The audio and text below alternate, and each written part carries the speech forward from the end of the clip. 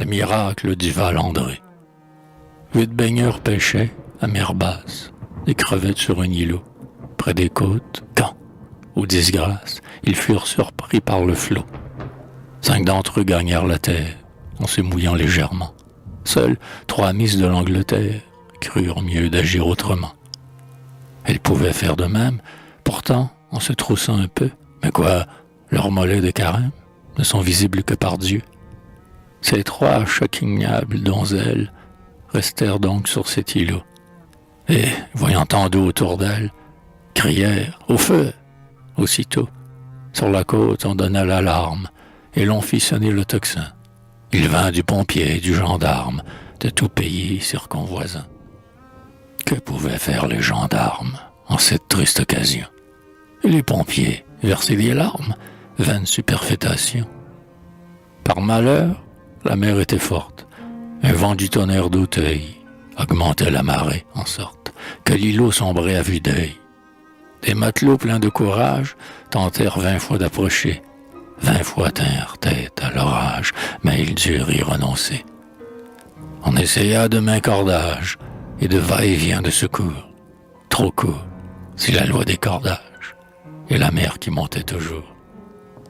Voilà qu'une vieille béguine dans le silence piola, que l'unique grâce divine pouvait sortir ses mises de là. Alors, quelqu'un de l'assistance alla prévenir le recteur, le seul qui, dans les circonstances, lui paraissait à la hauteur. « Est-ce que ces miss en détresse logent la communauté ?» dit-il. « C'est ça qui m'intéresse. Ou bien l'hôtel à côté. » Sur la réponse affirmative qu'elle n'était pas d'à côté, de suite, il s'empresse, il s'active et se met 2 sous de beauté.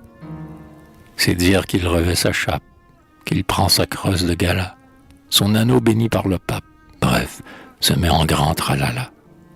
Puis, à la façon coutumière, il forme une procession. C'est d'abord la croix, la bannière, des majeures occasions. Un abbé prend le reliquaire, où se trouve, c'est évident, sinon des clous du calvaire, un doigt de pied de Saint-Brandon.